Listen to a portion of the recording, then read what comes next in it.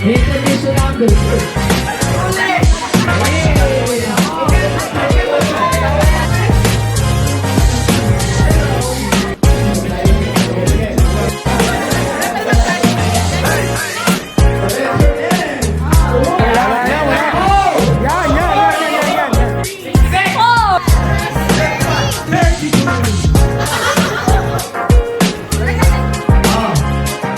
Hindi sakto, hindi sobra.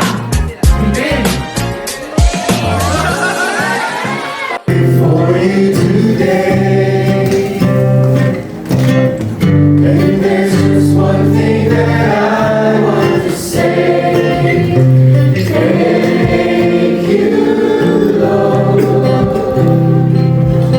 Thank you, Lord.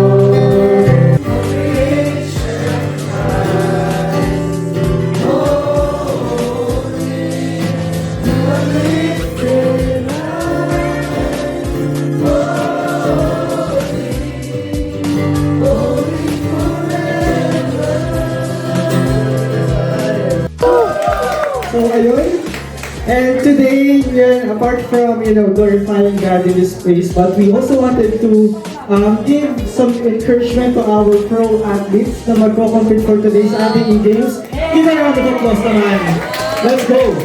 Let's go! So hindi lang maalala ko nung weekday, di ba? Dahil we don't have enough time, nagkaroon na rin tayo ng ibang laro that happened during the weekday. So, ano nangyari ba, Bro Will?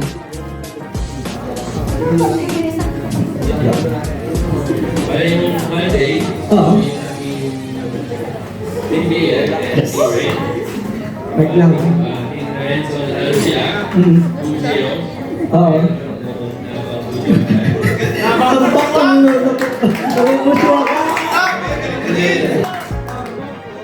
Good morning sa inyo lahat.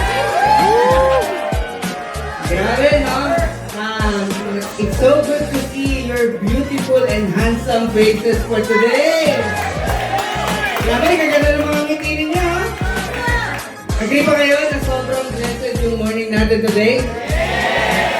Grabe, despite na sobrang aga nung preparation at nung event natin ngayon. No? Praise the Lord dahil binigyan tayo ng lakas ni Lord na bumangon sa umagang to para magsama-sama. By the way, ang mga pala si Jomar Enano, ang driver ng singer. Medyo brusco pagdating sa loob ng basketball court, pero baby boy ng aking magandang asawa.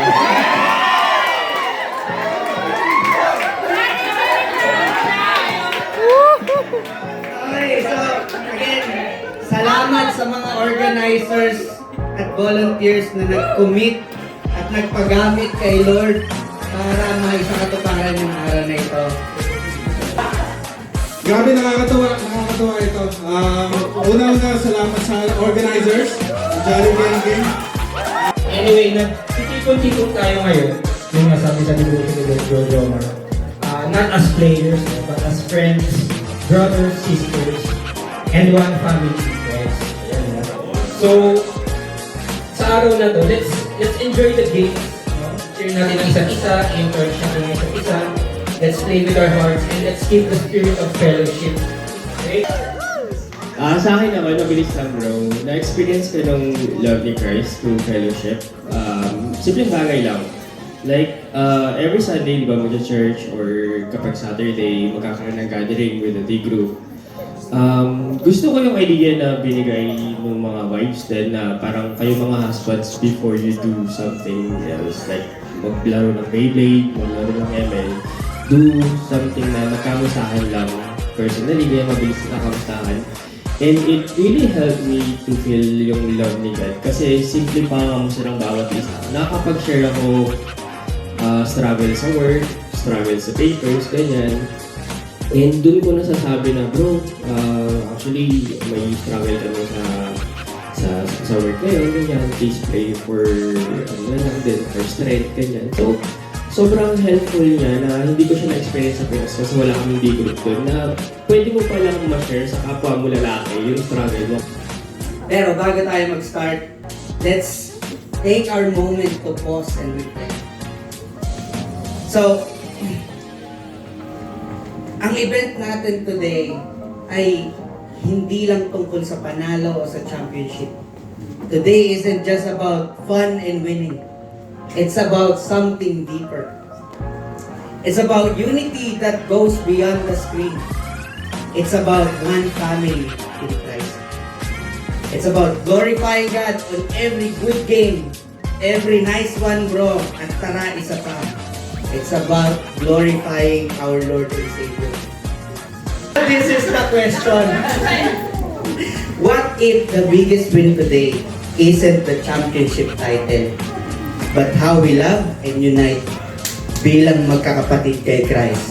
Amen. Amen? Amen. Amen.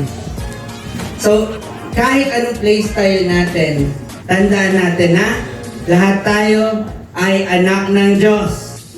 Yes. Can you tap the person to your left at sabihin nyo, lahat tayo anak ng Diyos. Lahat tayo, anak ng Diyos.